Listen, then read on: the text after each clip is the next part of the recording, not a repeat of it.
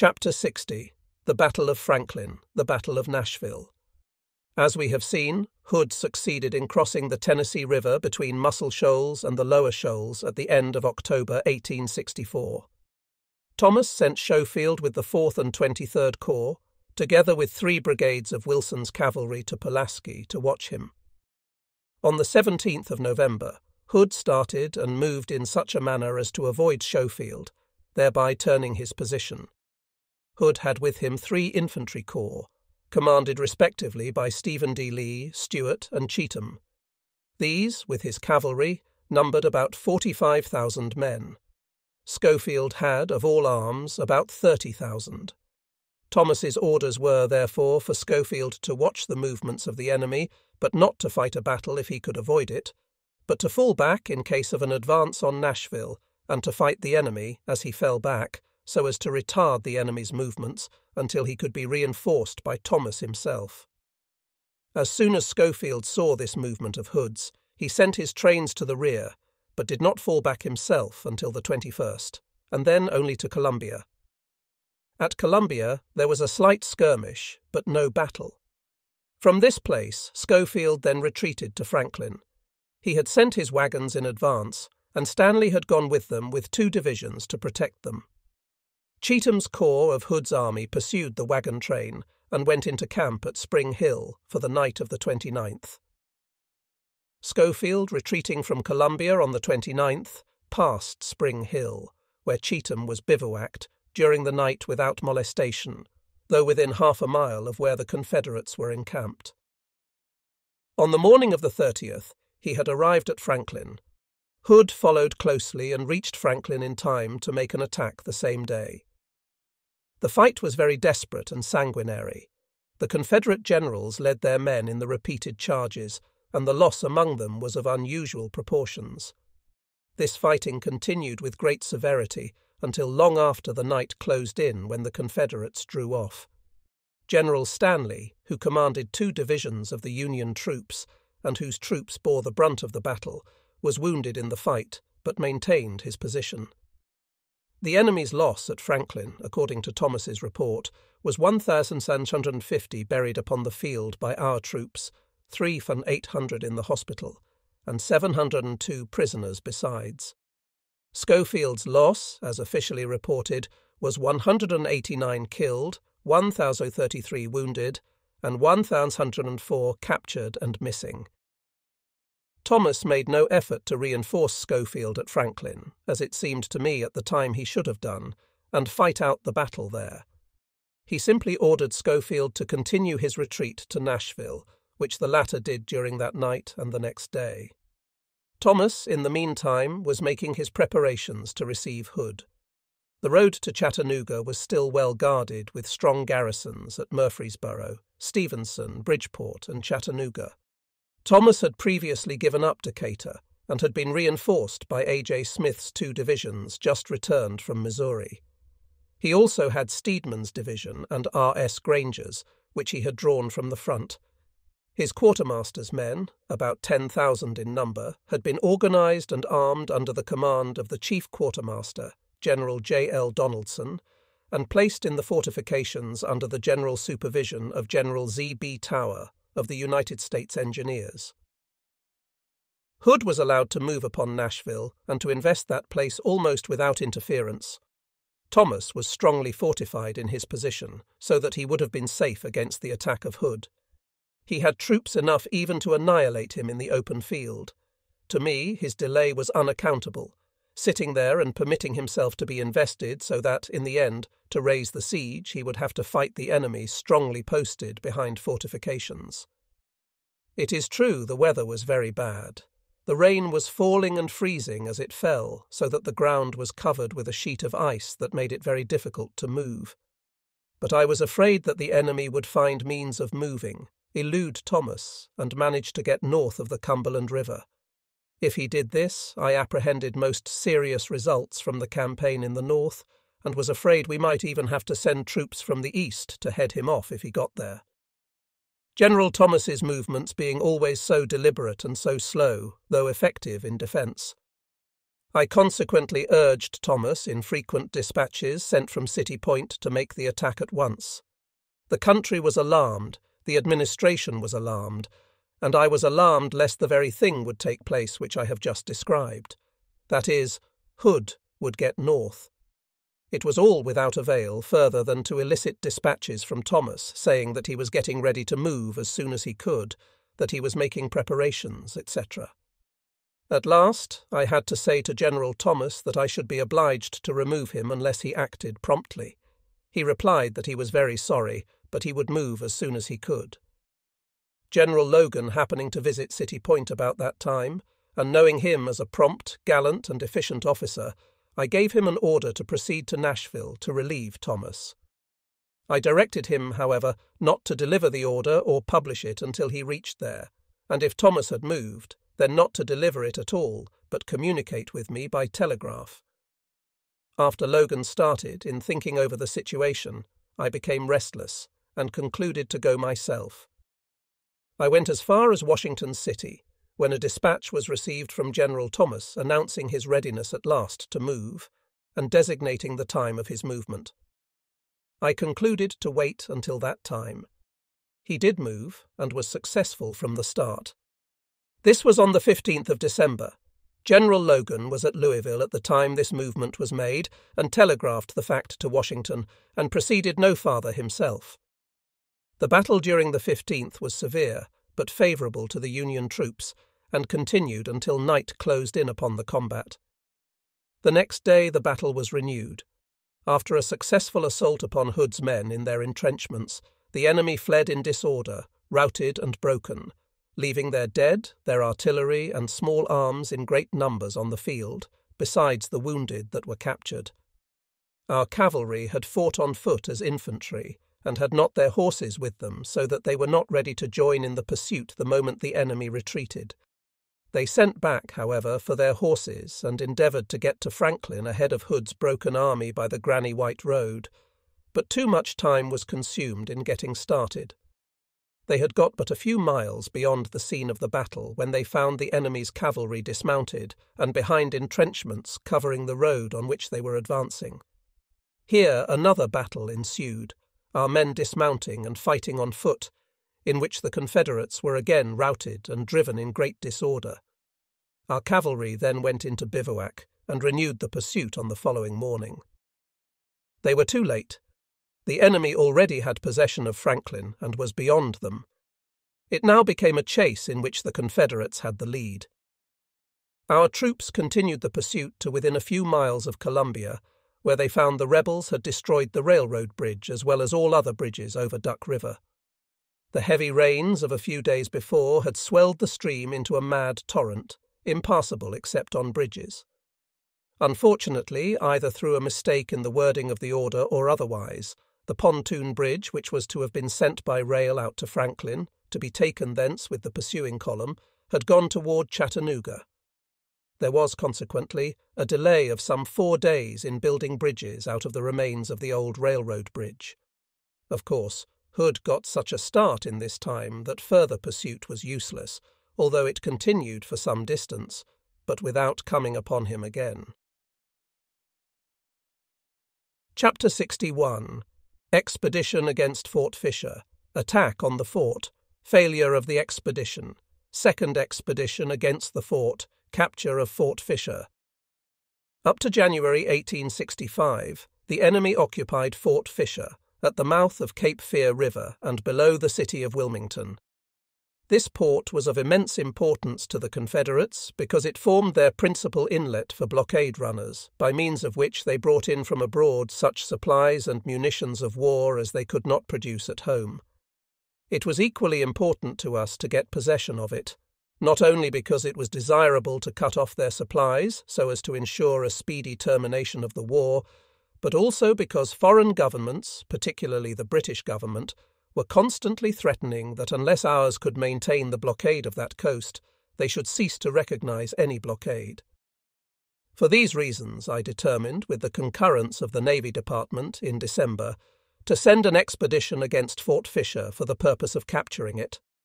To show the difficulty experienced in maintaining the blockade, I will mention a circumstance that took place at Fort Fisher after its fall. 2 English blockade runners came in at night. Their commanders, not supposing the fort had fallen, worked their way through all our fleet and got into the river unobserved. They then signalled the fort, announcing their arrival. There was a coloured man in the fort who had been there before and who understood these signals. He informed General Terry what reply he should make to have them come in, and Terry did as he advised. The vessels came in, their officers entirely unconscious that they were falling into the hands of the Union forces. Even after they were brought into the fort, they were entertained in conversation for some little time before suspecting that the Union troops were occupying the fort. They were finally informed that their vessels and cargoes were prizes. I selected General Weitzel of the Army of the James to go with the expedition, but gave instructions through General Butler. He commanded the department within whose geographical limits Fort Fisher was situated, as well as Beaufort and other points on that coast held by our troops. He was, therefore, entitled to the right of fitting out the expedition against Fort Fisher. General Butler conceived the idea that if a steamer loaded heavily with powder could be run up to near the shore under the fort and exploded, it would create great havoc and make the capture an easy matter. Admiral Porter, who was to command the naval squadron, seemed to fall in with the idea, and it was not disapproved of in Washington. The Navy was therefore given the task of preparing the steamer for this purpose. I had no confidence in the success of the scheme, and so expressed myself. But as no serious harm could come of the experiment, and the authorities at Washington seemed desirous to have it tried, I permitted it. The steamer was sent to Beaufort, North Carolina, and was there loaded with powder and prepared for the part she was to play in the reduction of Fort Fisher. General Butler chose to go in command of the expedition himself, and was all ready to sail by the 9th of December, 1864. Very heavy storms prevailed, however, at that time along that part of the sea-coast, and prevented him from getting off until the 13th or 14th. His advance arrived off Fort Fisher on the 15th. The naval force had been already assembled, or was assembling, but they were obliged to run into Beaufort for munitions, coal, etc. Then, too, the powder boat was not yet fully prepared.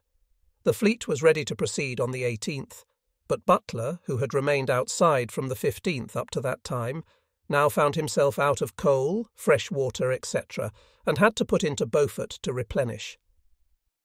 Another storm overtook him, and several days more were lost before the Army and Navy were both ready at the same time to cooperate.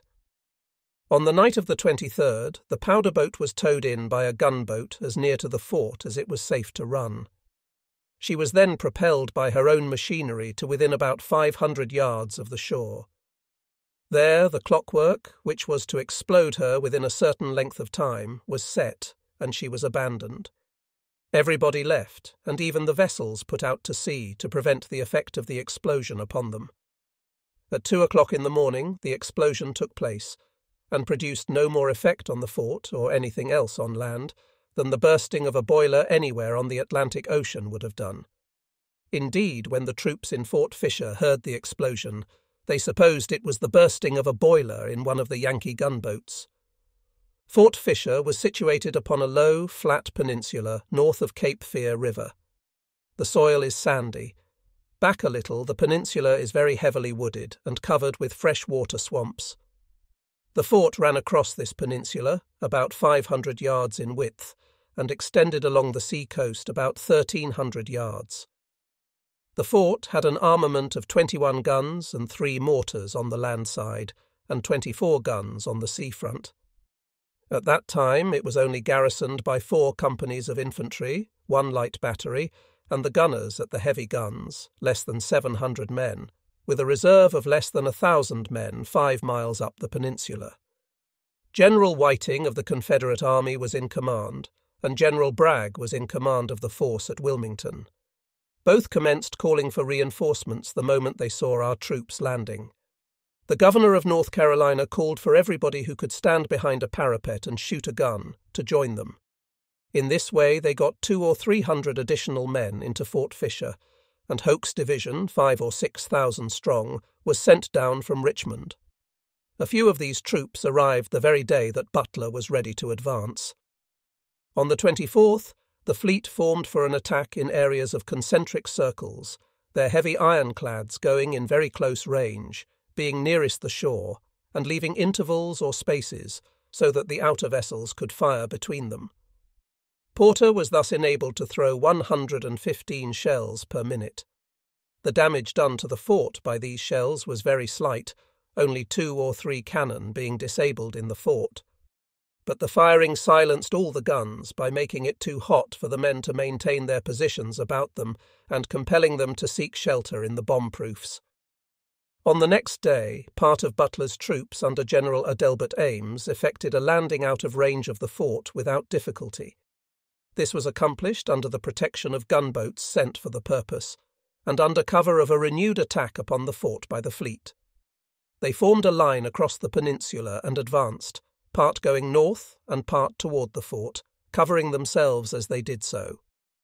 Curtis pushed forward and came near to Fort Fisher, capturing the small garrison at what was called the Flag Pond Battery. Weitzel accompanied him to within a half a mile of the works. Here he saw that the fort had not been injured, and so reported to Butler, advising against an assault. Ames, who had gone north in his advance, captured 228 of the reserves. These prisoners reported to Butler that 1,600 of Hoke's division of 6,000 from Richmond had already arrived, and the rest would soon be in his rear. Upon these reports, Butler determined to withdraw his troops from the peninsula and return to the fleet. At that time, there had not been a man on our side injured except by one of the shells from the fleet. Curtis had got within a few yards of the works. Some of his men had snatched a flag from the parapet of the fort, and others had taken a horse from inside of the stockade. At night, Butler informed Porter of his withdrawal, giving the reasons above stated, and announced his purpose as soon as his men could embark to start for Hampton Roads. Porter represented to him that he had sent to Beaufort for more ammunition.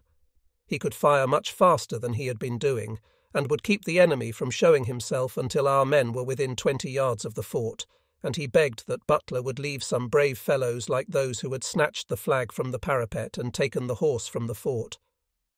Butler was unchangeable. He got all his troops aboard except Curtis's brigade and started back. In doing this, Butler made a fearful mistake. My instructions to him, or to the officer who went in command of the expedition, were explicit in the statement that to effect a landing would be of itself a great victory, and if one should be effected, the foothold must not be relinquished. On the contrary, a regular siege of the fort must be commenced, and, to guard against interference by reason of storms, supplies of provisions must be laid in as soon as they could be got on shore. But General Butler seems to have lost sight of this part of his instructions, and was back at Fort Monroe on the 28th. I telegraphed to the President as follows: City Point, VA, December 28, 1864, 8:30 p.m. Here's the properly formatted text. The Wilmington expedition has proven a gross and culpable failure. Many of the troops are back here. Delays and free talk of the object of the expedition enabled the enemy to move troops to Wilmington to defeat it. After the expedition sailed from Fort Monroe, 3 days of fine weather were squandered, during which the enemy was without a force to protect himself. Who is to blame will, I hope, be known. U.S. Grant, Lieutenant General. Porter sent dispatches to the Navy Department in which he complained bitterly of having been abandoned by the Army just when the fort was nearly in our possession, and begged that our troops might be sent back again to cooperate, but with a different commander. As soon as I heard this, I sent a messenger to Porter with a letter asking him to hold on.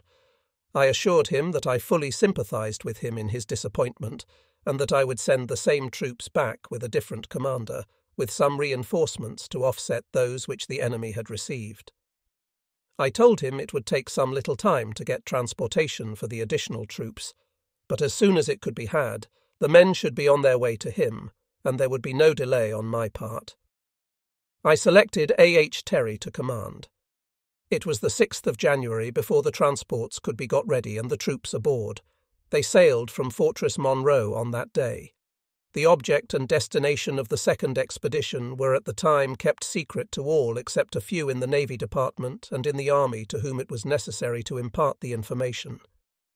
General Terry had not the slightest idea of where he was going or what he was to do. He simply knew that he was going to sea and that he had his orders with him, which were to be opened when out at sea. He was instructed to communicate freely with Porter and have entire harmony between Army and Navy, because the work before them would require the best efforts of both arms of the service. They arrived off Beaufort on the 8th. A heavy storm, however, prevented a landing at Fort Fisher until the 13th. The Navy prepared itself for attack about as before, and at the same time assisted the Army in landing, this time 5 miles away. Only ironclads fired at first, the object being to draw the fire of the enemy's guns so as to ascertain their positions. This object being accomplished, they then let in their shots thick and fast. Very soon the guns were all silenced, and the fort showed evident signs of being much injured. Terry deployed his men across the peninsula, as had been done before, and at 2 o'clock on the following morning was up within 2 miles of the fort with a respectable force in front of his line. His artillery was all landed on that day, the 14th. Again, Curtis's brigade of Ames's division had the lead. By noon they had carried an unfinished work less than a half-mile from the fort and turned it so as to face the other way. Terry now saw Porter and arranged for an assault on the following day. The two commanders arranged their signals so that they could communicate with each other from time to time, as they might have occasion. At daylight the fleet commenced its firing. The time agreed upon for the assault was the middle of the afternoon, and Ames, who commanded the assaulting column, moved at 3:30. Porter landed a force of sailors and marines to move against the seafront in cooperation with Ames's assault. They were under Commander Breese of the Navy. These sailors and marines had worked their way up to within a couple of 100 yards of the fort before the assault. The signal was given and the assault was made, but the poor sailors and marines were repulsed and very badly handled by the enemy, losing 280 killed and wounded out of their number. Curtis's brigade charged successfully, though met by a heavy fire, some of the men having to wade through the swamp up to their waists to reach the fort.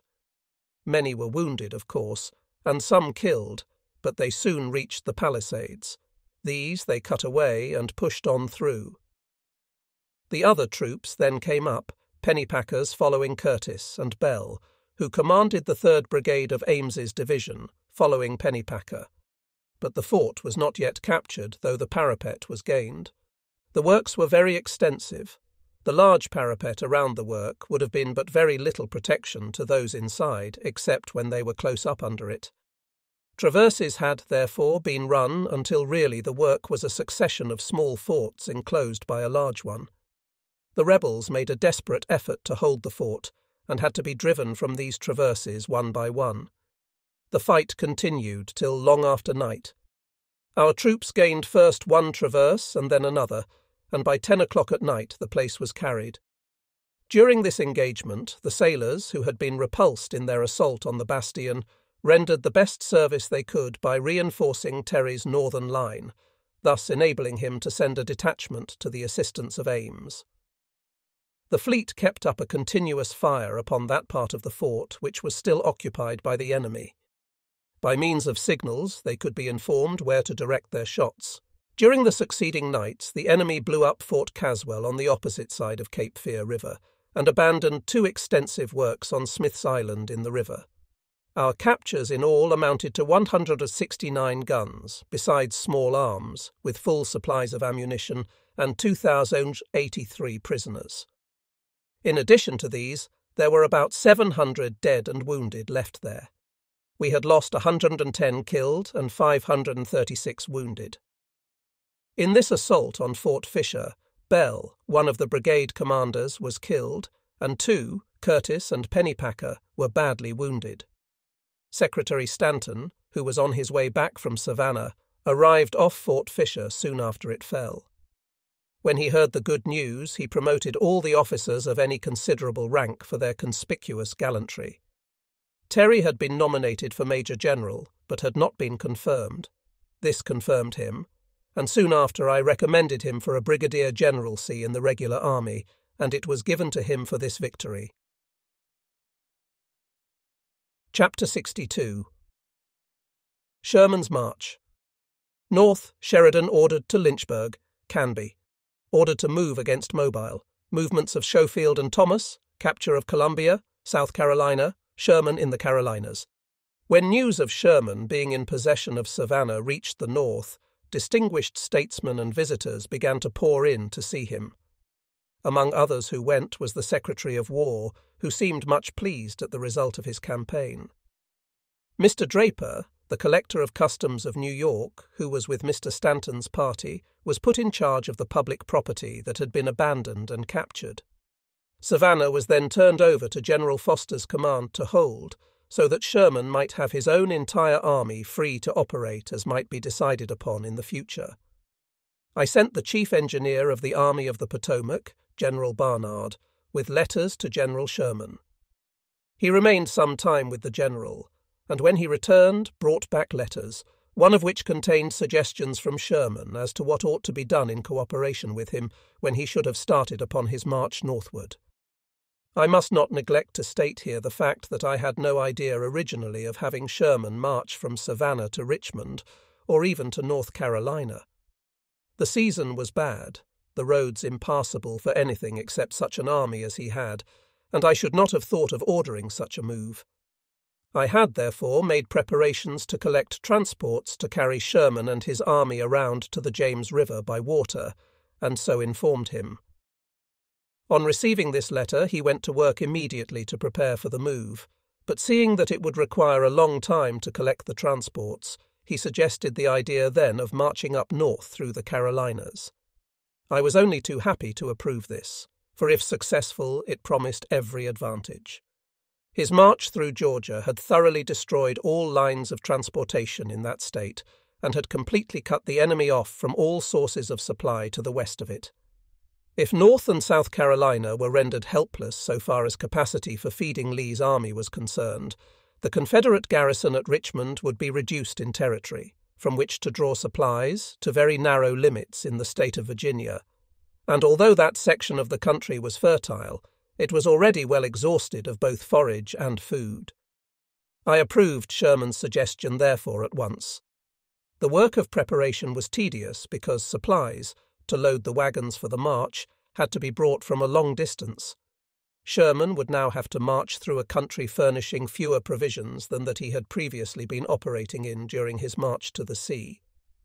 Besides, he was confronting, or marching toward, a force of the enemy vastly superior to any his troops had encountered on their previous march, and the territory through which he had to pass had now become of such vast importance to the very existence of the Confederate army that the most desperate efforts were to be expected in order to save it. Sherman, therefore, while collecting the necessary supplies to start with, made arrangements with Admiral Dahlgren, who commanded that part of the navy on the South Carolina and Georgia coast, and General Foster, commanding the troops, to take positions and hold a few points on the sea coast, which he, Sherman, designated, in the neighbourhood of Charleston. This provision was made to enable him to fall back upon the sea coast in case he should encounter a force sufficient to stop his onward progress. He also wrote me a letter, making suggestions as to what he would like to have done in support of his movement farther north. This letter was brought to City Point by General Barnard at a time when I happened to be going to Washington City, where I arrived on the 21st of January. I cannot tell the provision I had already made to cooperate with Sherman, in anticipation of his expected movement, better than by giving my reply to this letter. Headquarters, Armies of the United States, Washington, D.C., Jan 21, 1865. Major General W. T. Sherman, commanding Mildiv of the Mississippi. General. Your letters brought by General Barnard were received at City Point and read with interest. Not having them with me, however, I cannot say that in this I will be able to satisfy you on all points of recommendation.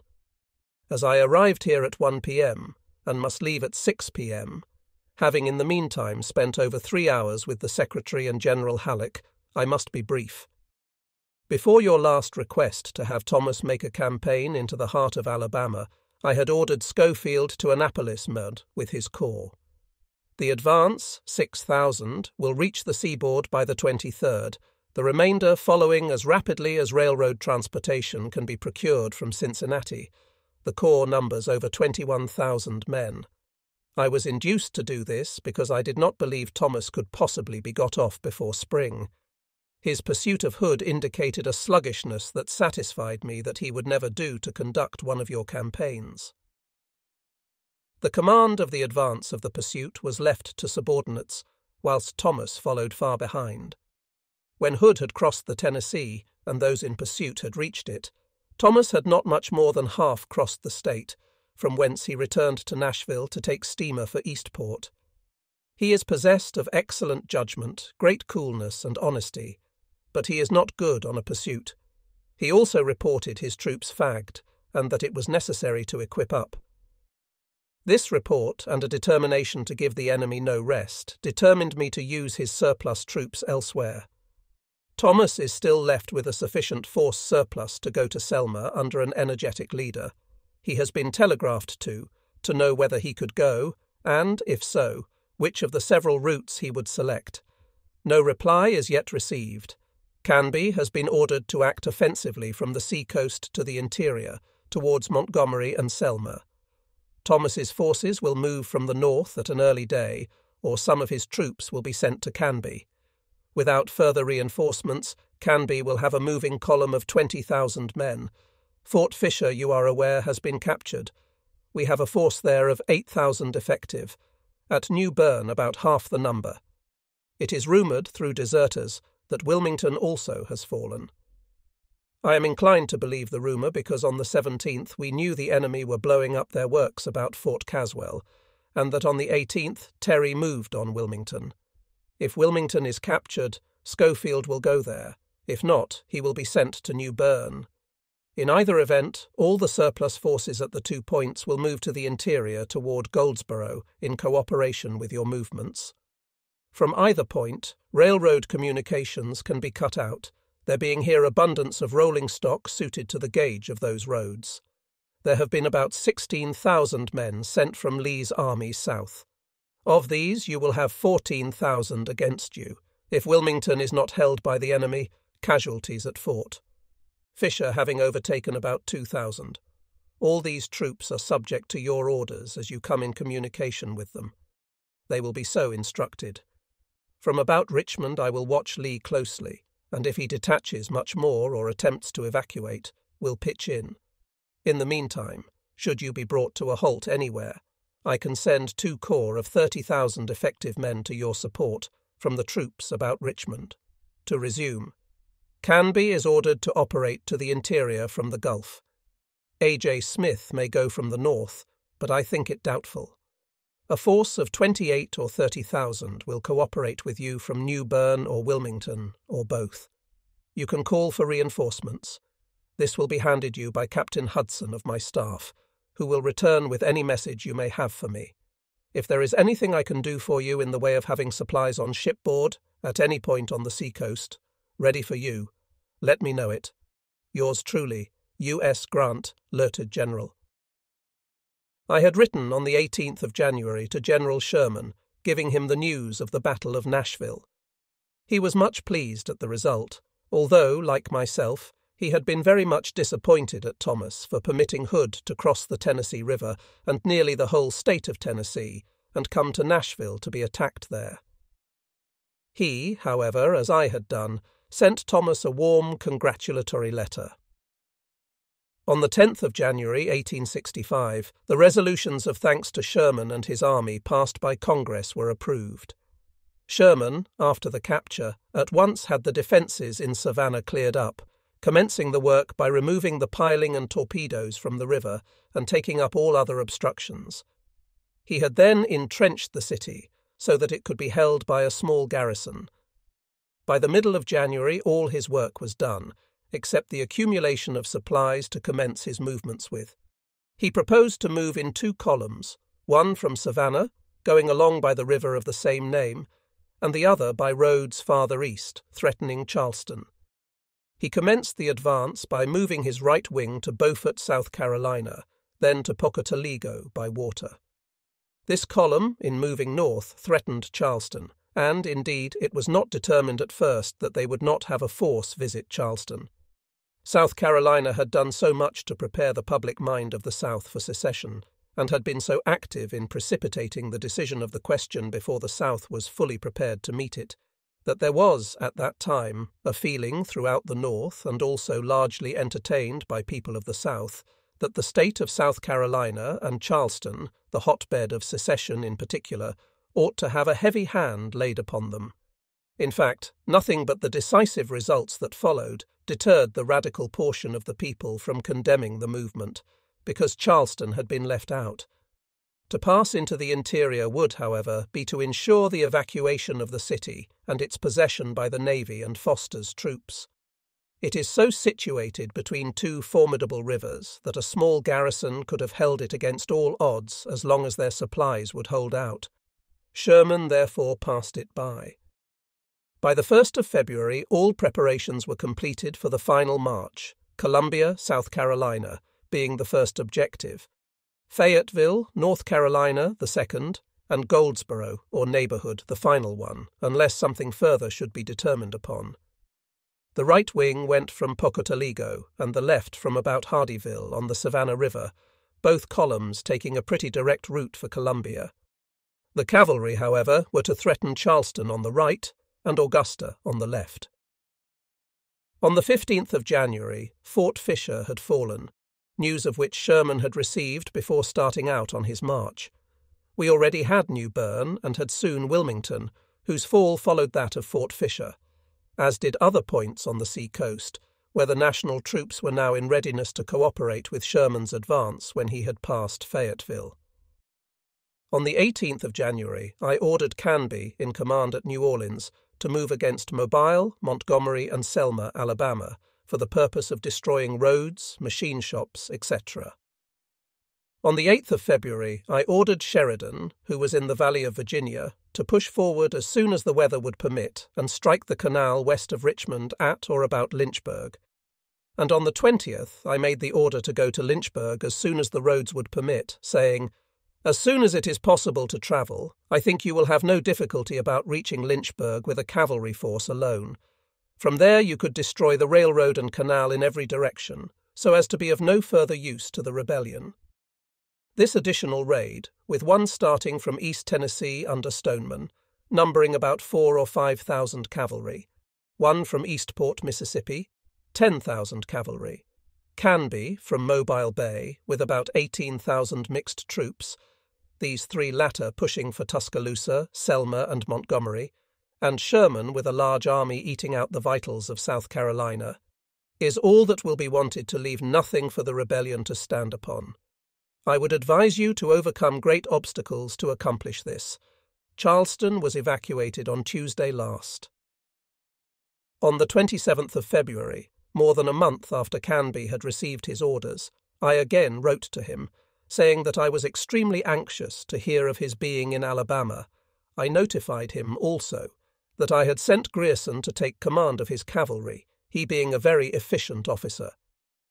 I further suggested that Forrest was probably in Mississippi, and if he was there he would find him an officer of great courage and capacity, whom it would be difficult to get by. I still further informed him that Thomas had been ordered to start a cavalry force into Mississippi on the 20th of February, or as soon as possible thereafter. This force did not get off, however. All these movements were designed to be in support of Sherman's march, the object being to keep the Confederate troops in the West from leaving there. But neither Canby nor Thomas could be got off in time.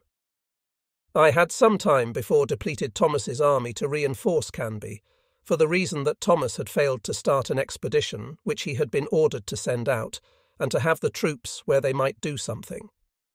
Canby seemed to be equally deliberate in all of his movements. I ordered him to go in person, but he prepared to send a detachment under another officer. General Granger had got down to New Orleans in some way or other, and I wrote Canby that he must not put him in command of troops. In spite of this, he asked the War Department to assign Granger to the command of a corps. Almost in despair of having adequate service rendered to the cause in that quarter, I said to Canby, "I am in receipt of a dispatch informing me that you have made requisitions for a construction corps and material to build 70 miles of railroad. I have directed that none be sent.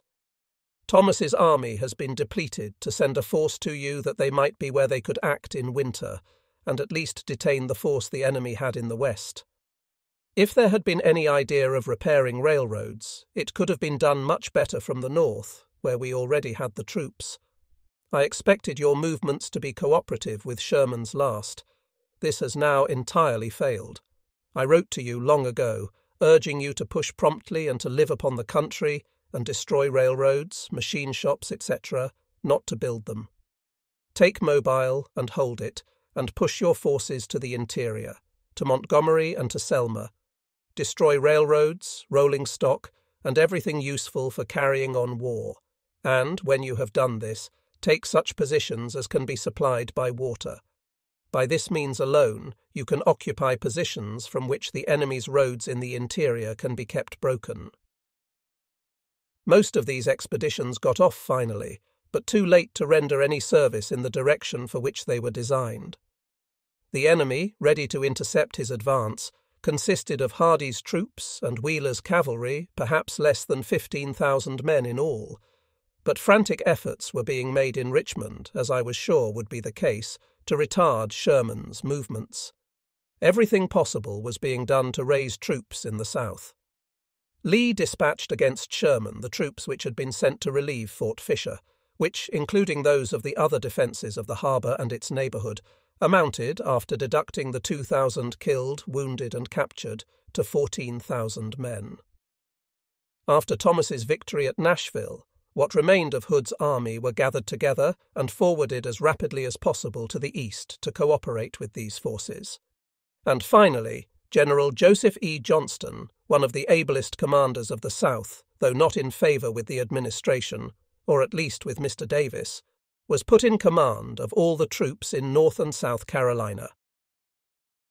Schofield arrived at Annapolis in the latter part of January, but before sending his troops to North Carolina, I went with him down the coast to see the situation of affairs, as I could give fuller directions after being on the ground than I could very well have given without.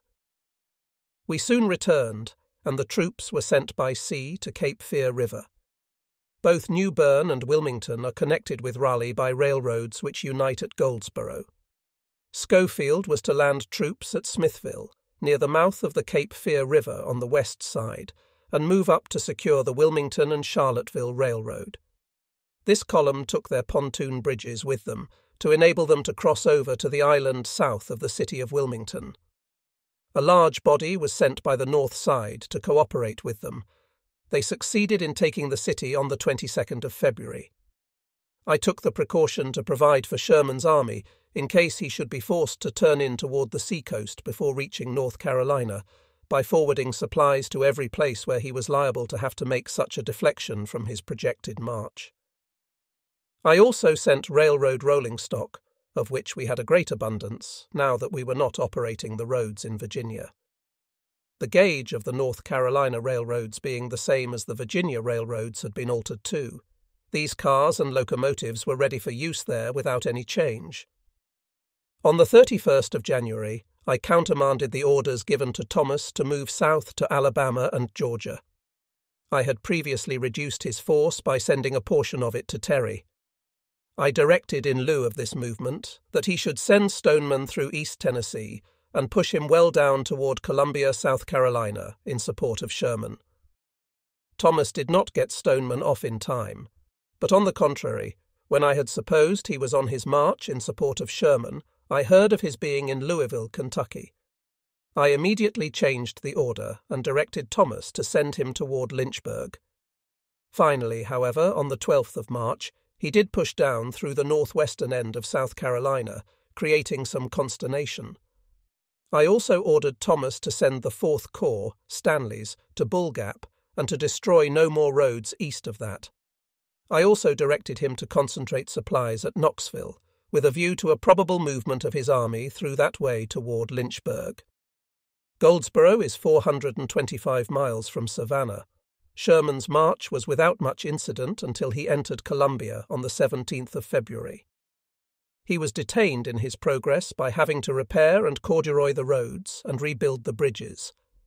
There was constant skirmishing and fighting between the cavalry of the two armies, but this did not retard the advance of the infantry. 4 days, also, were lost in making complete the destruction of the most important railroads south of Columbia.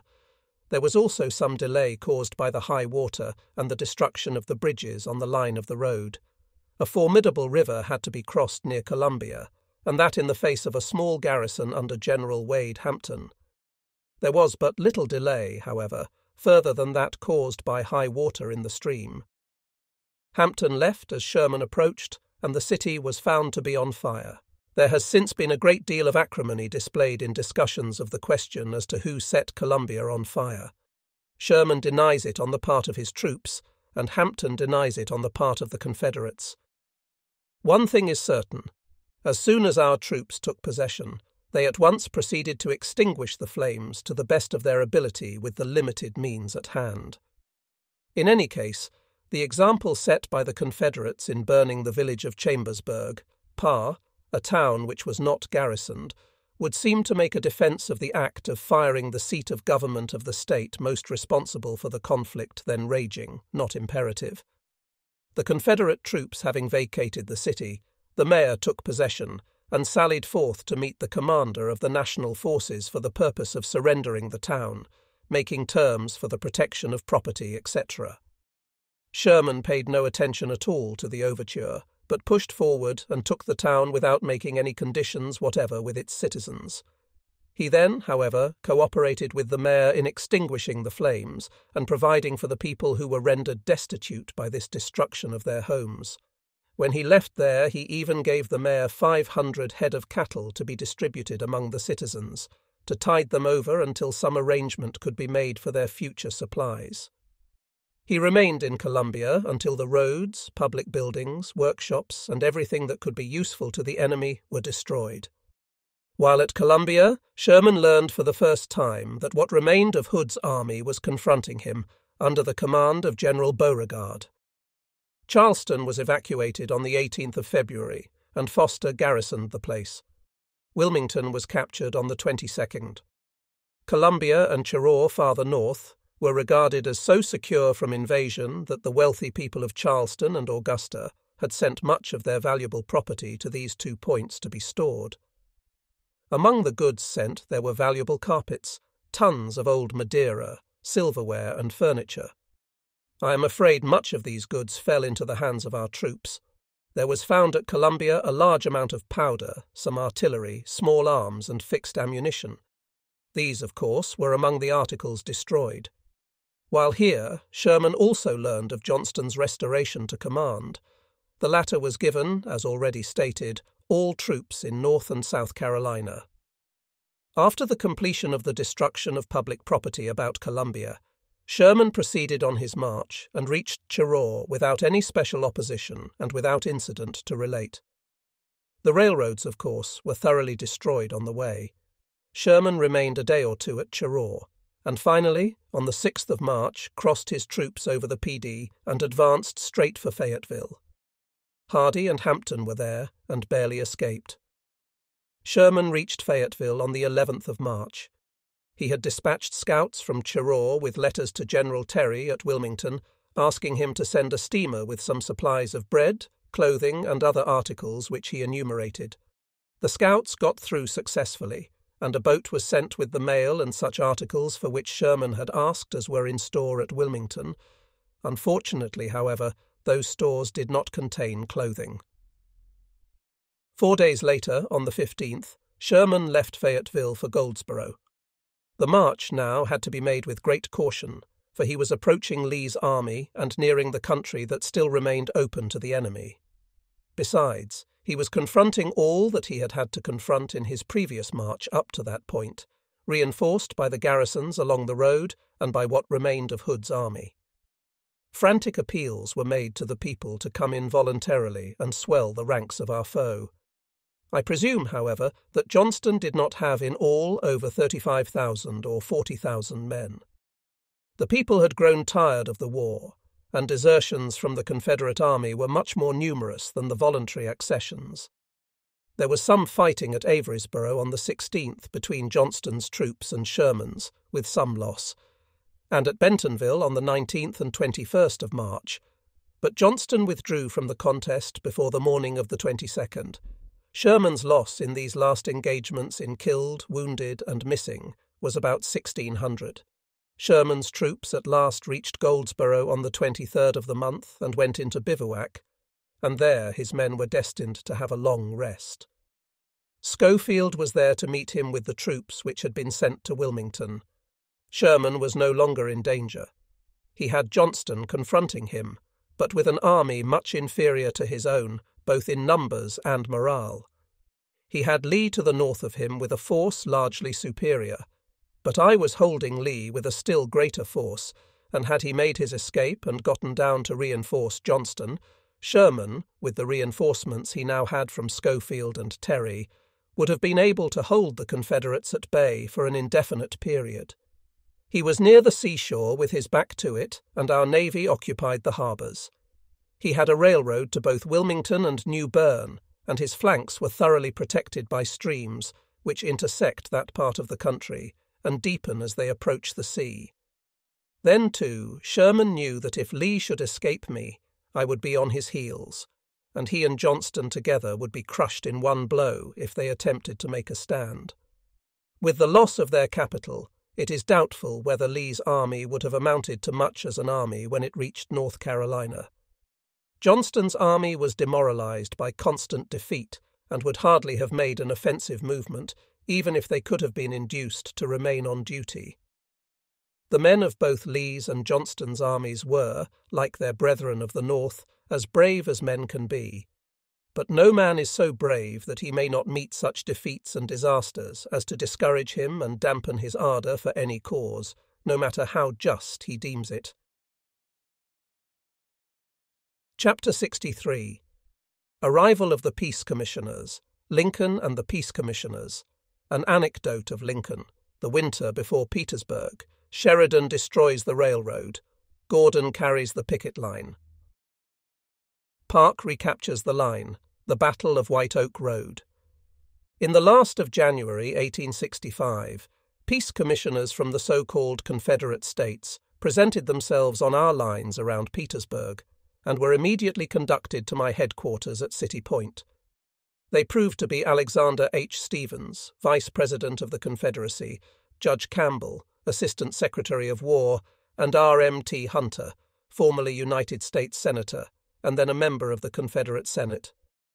It was about dark when they reached my headquarters, and I at once conducted them to the steamer Mary Martin, a Hudson River boat which was very comfortably fitted up for the use of passengers.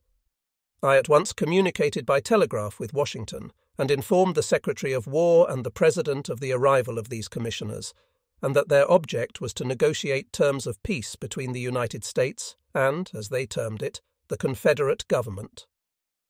I was instructed to retain them at City Point until the President, or someone whom he would designate, should come to meet them.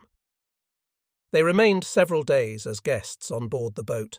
I saw them quite frequently, though I have no recollection of having had any conversation whatever with them on the subject of their mission.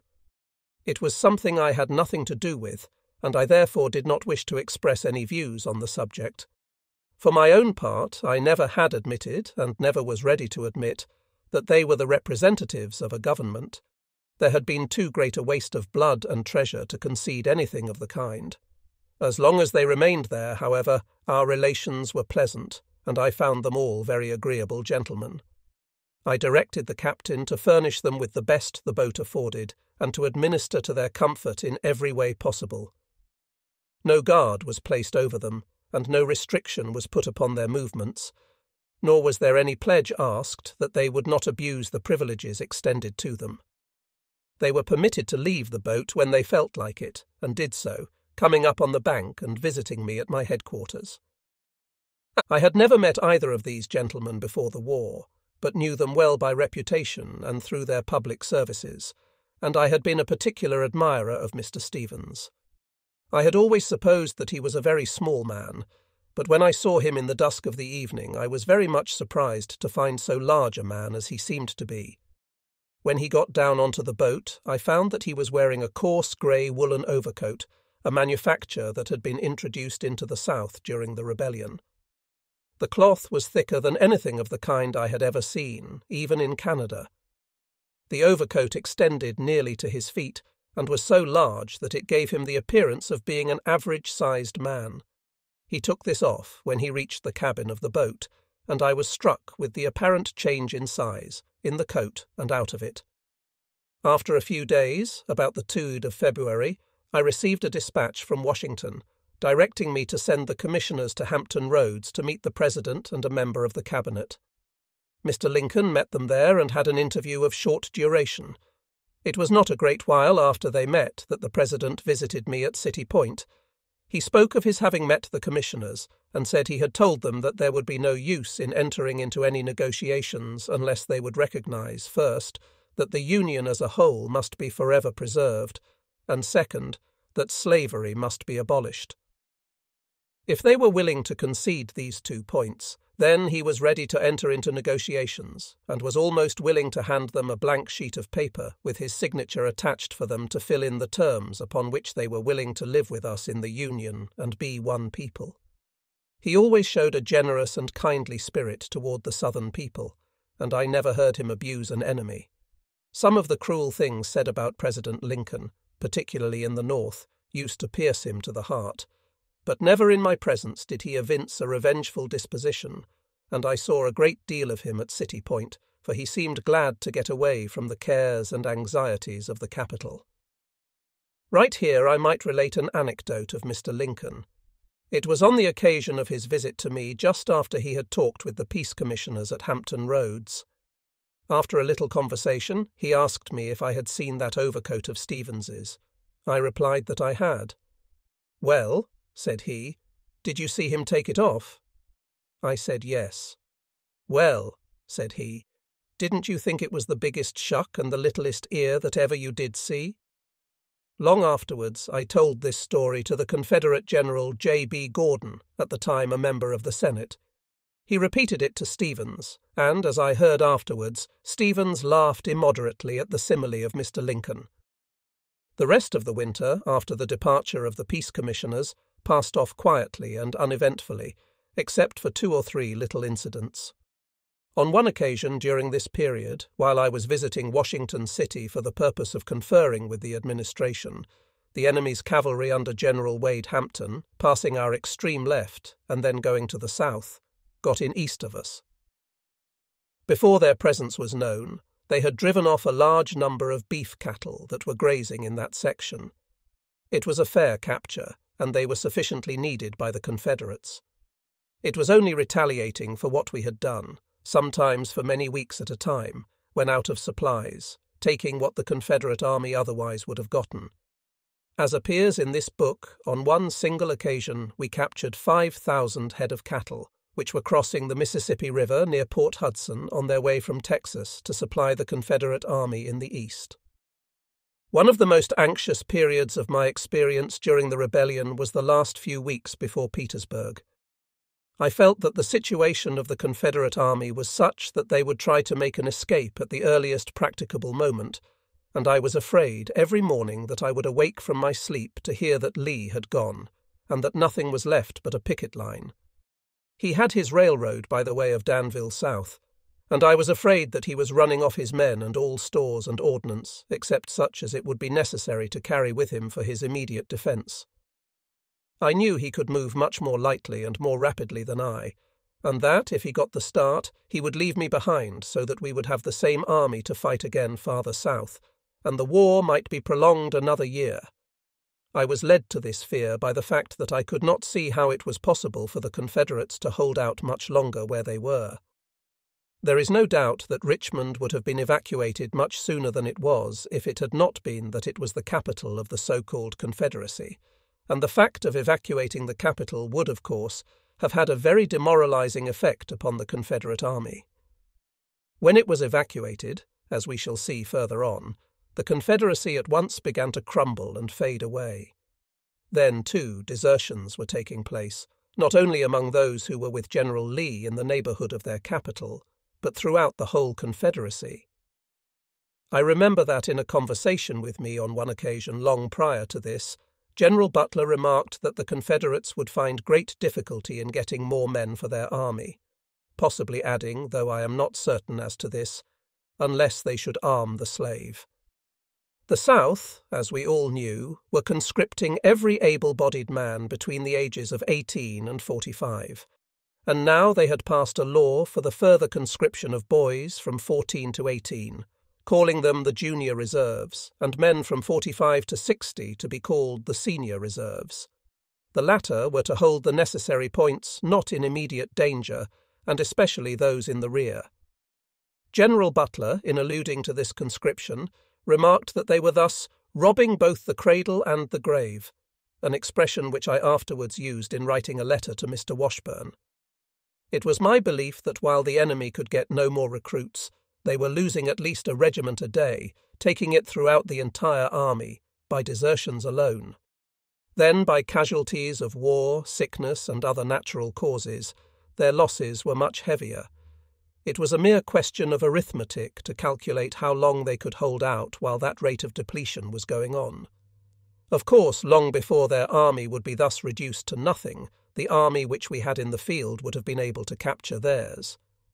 Then, too, I knew from the great number of desertions that the men who had fought so bravely, so gallantly, and so long for the cause which they believed in, and as earnestly, I take it, as our men believed in the cause for which they were fighting, had lost hope and become despondent. Many of them were making application to be sent north where they might get employment until the war was over, when they could return to their southern homes. For these and other reasons I was naturally very impatient for the time to come when I could commence the spring campaign, which I thoroughly believed would close the war. There were two considerations I had to observe, however, and which detained me. One was the fact that the winter had been one of heavy rains, and the roads were impassable for artillery and teams. It was necessary to wait until they had dried sufficiently to enable us to move the wagon trains and artillery necessary to the efficiency of an army operating in the enemy's country. The other consideration was that General Sheridan with the cavalry of the Army of the Potomac was operating on the north side of the James River, having come down from the Shenandoah. It was necessary that I should have his cavalry with me, and I was therefore obliged to wait until he could join me south of the James River,